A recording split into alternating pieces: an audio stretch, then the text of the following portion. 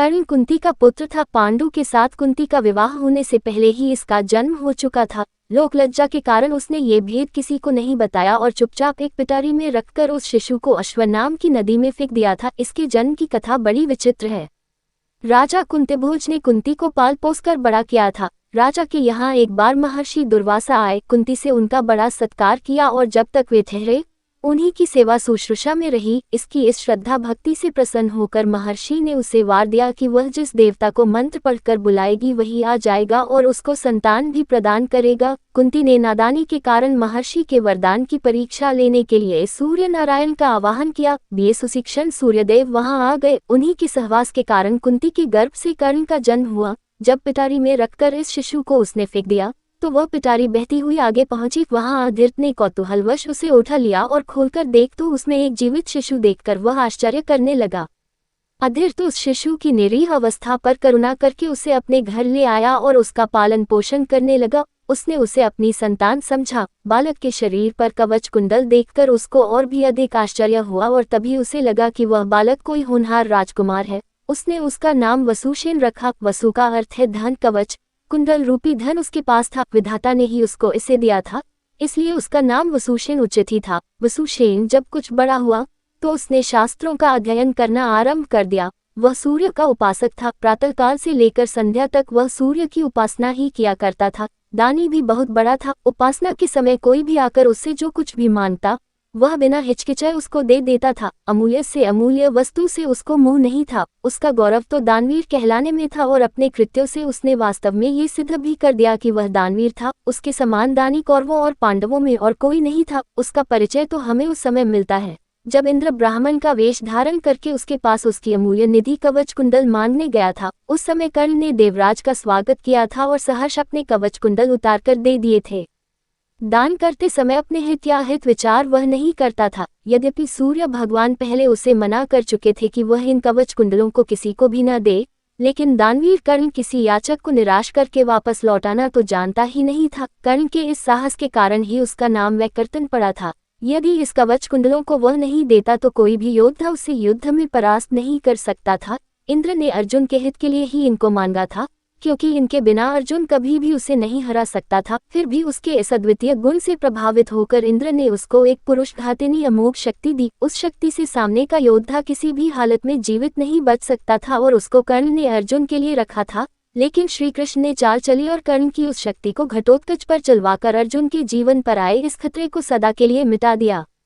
घटोत्कच, जो आकाश में विचरण करके कौरवों पर अग्नि की वर्षा कर रहा था और जिसने एक बार तो सारी सेना को पूरी तरह विचलित कर डाला था, शक्ति लगते ही निर्जीव होकर पृथ्वी पर गिर पड़ा।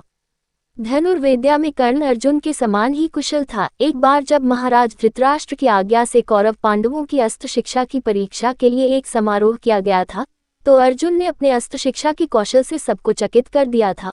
उसने ऐसी ऐसी क्रियाएं कर दिखाई थी कि किसी भी योद्धा की हिम्मत नहीं होती थी कि उसका जवाब दे सके। एक विजेता की तरह के कौशल दिखाकर वह प्रशंसा लूट रहा था। दुर्योधन उस समय हतप्रभ सा होकर चुपचाप बैठा था। अर्जुन का सा कौशल दिखाना उसके सामर्थ्य के भी बाहर था। उसी समय कर्ण वहां आ पहुंचा और उसने मैदान में आकर अर्जुन को ललकारा, अर्जुन, जिस कौशल के बल पर तू यहाँ सबको चकित कर रहा है और सभी से प्रशंसा लूट रहा है, उसे मैं भी करके दिखा सकता हूँ।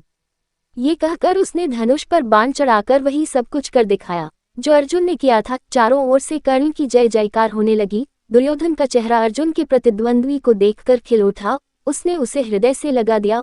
उसने उसे अर्जुन के साथ द्वंद्व युद्ध करने के लिए प्रेरित किया। दुर्योधन की बात मानकर उसने अर्जुन को इसके लिए चुनौती दी। अर्जुन द्वंद्व युद्ध के लिए तैयार हो गया। अब झगड़ा बढ़ने की आशंका थी, इसलिए कृपाचार्य ने बीच में हस्तक्षेप करते हुए कहा कि राजकुमार के साथ राजकुमार का ही द्वंद्व युद्ध हो सकता है। चूंकि कर्ण सूत के द्वारा पाले हुए हैं, इसलिए इनके गोत्र कुल आदि का ठीक ठीक पता न होने के कारण इनको अर्जुन से द्वंद्व युद्ध करने का अधिकार नहीं है।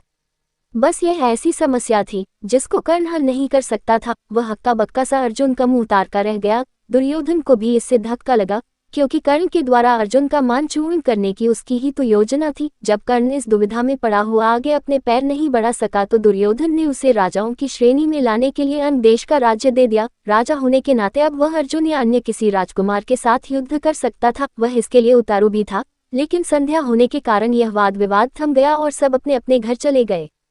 बस फिर जीवन में सदा ही कर्ण अर्जुन से प्रतिद्वंद्वी के रूप में मिला। अर्जुन से ही उसकी विशेष रूप से शत्रुता थी, वह उसकी प्रसिद्धि को सह नहीं सकता था। अनेक स्थलों पर वह अर्जुन के सामने आया, लेकिन अपना कोई गोत्र न बता सकने के कारण उसे सामने से हटना पड़ा। वह सूत पुत्र कहलाता था, क्योंकि सूत ने ही उसको पाला था। इसी कारण द्रौपदी के स्वयंवर में भी घूमती मछली की आंख बेधने की सामर्थ्य रखते हुए भी उसको अवसर नहीं दिया गया। स्वयं द्रौपदी ने ही सूतपुत्र कहकर उसका अपमान किया था और उसकी पत्नी बनने से इनकार कर दिया था। सूतपुत्र को क्षत्रिय कन्या का वरण करने का अधिकार नहीं है। ये शब्द शूल की तरह उसके हृदय में चुभ गए थे और वह लहू के घूंट पीकर अपने स्थान पर आ बैठा था। लेकिन द्रौपदी के प्रति उसकी घृणा इतनी बढ़ गई थी कि भरी सभा में दुःशासन ने द्रौपदी को नंगा करना चाहा था, तो उसने इसका तनिक भी विरोध नहीं किया था, बल्कि द्रौपदी की हंसी उसने लड़ाई थी। जब दुर्योधन के भाई विकर्ण ने कौरवों के इस घृणित व्यवहार की निंदा की थी तो कर्ण ने उससे कहा था, विकर्ण, तुम अपने कुल की हानि करने के लिए पैदा हुए हो, अधर्म अधर्म तुम पुकार रहे हो। द्रौपदी के साथ जो भी व्यवहार किया जा रहा है वह ठीक है, वह दासी है और दासी के ऊपर स्वामी का पूरा अधिकार होता है। ये कहकर उसने द्रौपदी के द्वारा किए अपने अपमान का बदला चुकाया था। उस समय उसका हृदय पत्थर की तरह कठोर हो गया था। जैसे भी बन पड़ा उसने द्रौपदी का अपमान किया, उसे 5 पुरुषों की व्यभिचारिणी स्त्री कहा और हर तरह से उसे धिक्कारा। उस समय प्रतिशोध की आग में जलते हुए उसने उचित अनुचित का विचार बिल्कुल छोड़ दिया। द्रौपदी को नंगी देखने और दिखाने की उसकी इच्छा थी। इससे स्पष्ट होता है कि कर्ण प्रतिशोध की भावना के आगे सत्य, न्याय और धर्म की भावना को पूरी तरह भूल जाता था। यह उसके चरित्र की दुर्बलता ही है। कर्ण स्वभाव से कुटिल भी था। वह दुर्योधन को इसी प्रकार कुचक्र रचने की सलाह दिया करता था जैसी शकुनी देता था। जिस समय जुए में हारकर पांडव वनवास के लिए चले गए और द्वैत वन में वे अपना समय काट रहे थे, उस समय कर्ण और शकुनी की बातों में आकर ही दुर्योधन अपने परिवार के साथ पांडवों को चिढ़ाने के लिए पहुंचा था। लेकिन यहाँ चित्रसेन नामक गंधर्व से इनका सामना हो गया। भीषण युद्ध हुआ। गंधर्व राजा ने अपने पराक्रम से सबको परास्त कर दिया और परिवार सहित सभी को उसने बंदी बना लिया। कर्ण तो अपने प्राण लेकर युद्धस्थल से भाग ही गया था। फिर युधिष्ठिर के कहने और अर्जुन के भी प्रयास करने पर चित्रसेन ने दुर्योधन आदि को मुक्त कर दिया।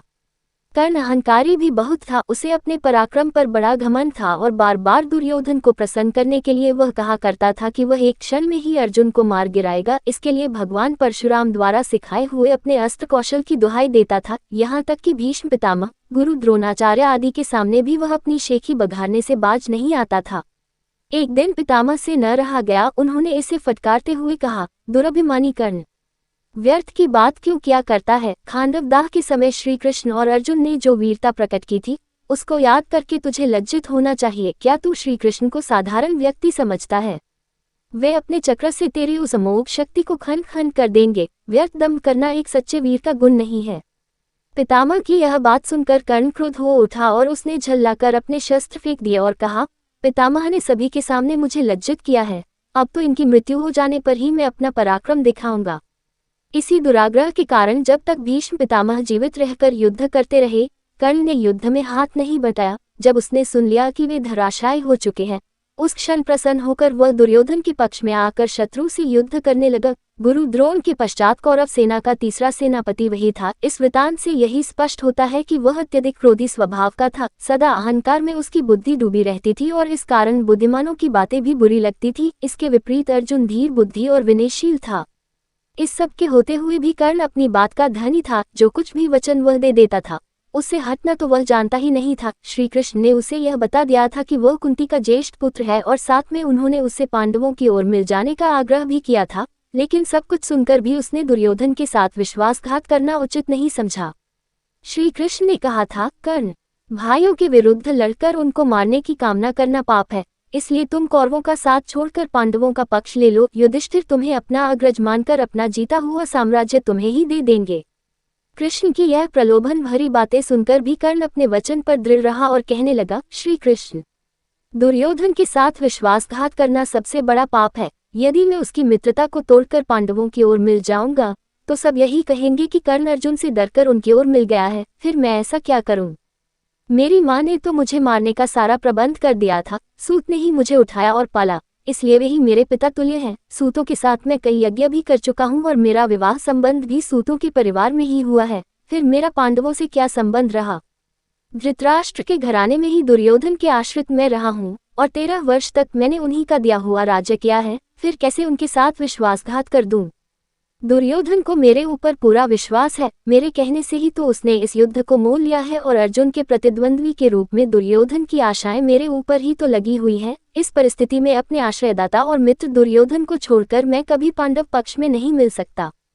फिर यदि एक बार मैं मिल भी गया तो युधिष्ठिर जो राज्य मुझे देगा उसे अपने वचन के अनुसार मुझे दुर्योधन को देना होगा, इससे तो पांडवों का सारा प्रयत्न ही निष्फल चला जाएगा। ये सभी कुछ सोच विचार कर मैं निश्चयपूर्वक कहता हूँ कि मैं मित्र दुर्योधन का साथ छोड़कर और किसी पक्ष में नहीं मिल सकता, लेकिन हाँ यह वचन अवश्य देता हूँ कि युद्ध में मेरा प्रतिद्वंद्वी केवल अर्जुन ही है, उसके सिवा किसी पांडव का वध मैं नहीं करूंगा। कर्ण का ये कथन उसके चरित्र की महानता पर प्रकाश डालता है। बात का कितना पक्का था, वह दानवीर दुर्योधन चाहे अधर्मी था, लेकिन उसका तो आश्रयदाता था, फिर वह उसके साथ छल कपट कैसे कर सकता था। अंत तक उसने दुर्योधन का साथ दिया और अपने आप को एक सच्चा मित्र प्रमाणित कर दिया।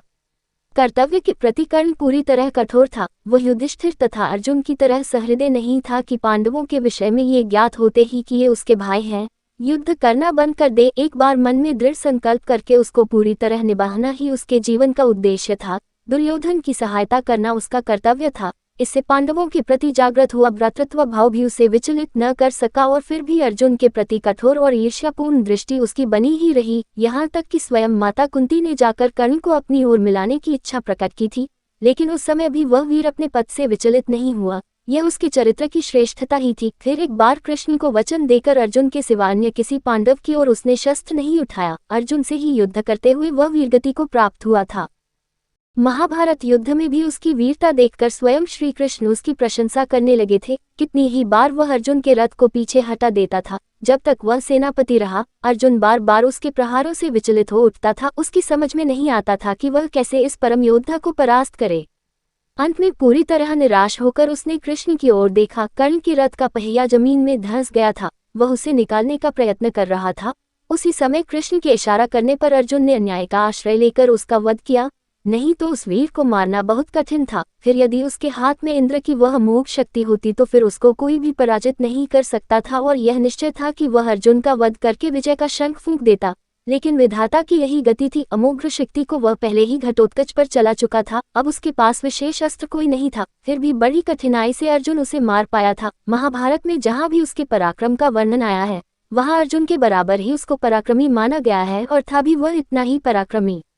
कर्ण के पराक्रम में धब्बा लगाने वाली एक बात यह है कि वह कपटी भी था। वह सदा सत्य और न्याय का ही आश्रय नहीं लेता था। उसने अल्पवयस्क राजकुमार अभिमन्यु का चक्रव्यूह के भीतर औरों के साथ मिलकर वध किया था। उसी ने उसके धनुष को काट गिराया था और फिर उसने हत्थे बालक पर 6 महारथियों ने मिलकर आक्रमण किया था, जिनमें से एक वह भी था। अपने हत्थे बालक की हत्या करने का अपराध सदा उसके चरित्र के साथ लगा रहेगा। इसीलिए इतना पराक्रमी होने पर भी कर्ण अर्जुन की तरह महापुरुष की कोटि में नहीं आ सकता। उसका हृदय कलुषित था। इस तरह कर्ण के चरित्र पर दृष्टिपात करने से मालूम होता है कि वह किसी दृष्टि से महान था और अपने किन्हीं व्यवहारों के कारण पतित भी था। उसकी महानता उसके दानवीर होने में है, उसके दृढ़ संकल्प होने में है, उसके अपने मित्र और आश्रयदाता के विश्वासपात्र होने में है। लेकिन छल और कपटपूर्ण व्यवहार, व्यर्थ का दंभ और क्रोध उसके चरित्र की गरिमा को कम करते हैं।